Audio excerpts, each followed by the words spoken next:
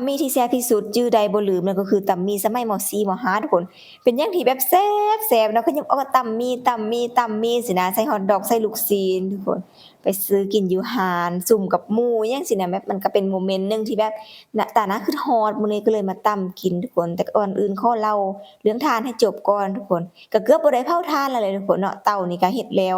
สิเผาแต่เดือนแล้วนี่เนาะแต่ก็บ่ได้เผา ย้อนว่าเกิดเหตุเกิดอุบัติเหตุน้อยหนึ่งทุกคน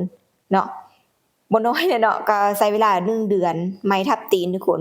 เห็นเป็นดนเป็นซี้ทุกคนมันหนักอีหลีเด้ทุกคนเนาะก็อย่างว่างานเผาถ่านนี่เป็นงานที่หนักข้อยหั้นบ่ได้ยกดอกไม้อันนี้เนาะแต่ว่าข้อยเคยมาเก็บถ่านขึ้นมาหายถ่านน่ะบ้าแบบมันง่ายมันอิหยังสุดๆเลยทุกคน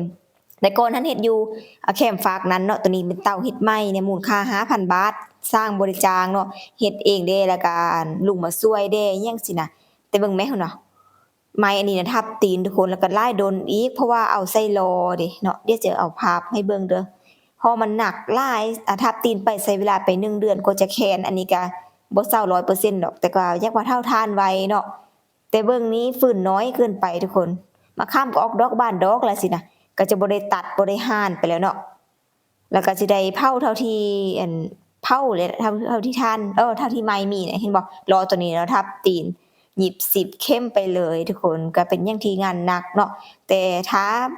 บ่มีหยังเฮ็ดก็พอเฮ็ดอยู่ก็ได้รายได้ดีอยู่แต่ว่าก็บ่คุ้มค่าปานใดว่าเนาะทุกคนเนาะ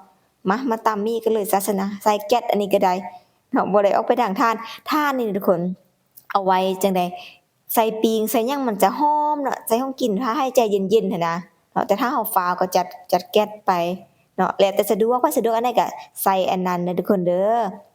ตำมีตอนนั้นทุกคนใส่แต่ฮอทดอกลูกชิ้นคือว่าแซ่บๆมื้อนี้ก็มาจัดเลยมาเผ็ดให้มันสุดๆไปเลยทุกคนกินเผ็ดๆไปเลยปรุงเลยทุกคนใส่แป้งนัวใส่น้ำตาลใส่เกลือใส่อิหยังไปเนาะกะปิอะไรทำไมใส่ครบประเดี๋ยวแล้วก็ตำยกเว้นน้ำปลาทุกคนเพราะว่ามันสิกระเด็นถึกตาฟงเนาะฟงถึกตาฟงใส่ตาแล้วก็เครื่องใส่แล้วก็จึงเอาน้ำปลาเอา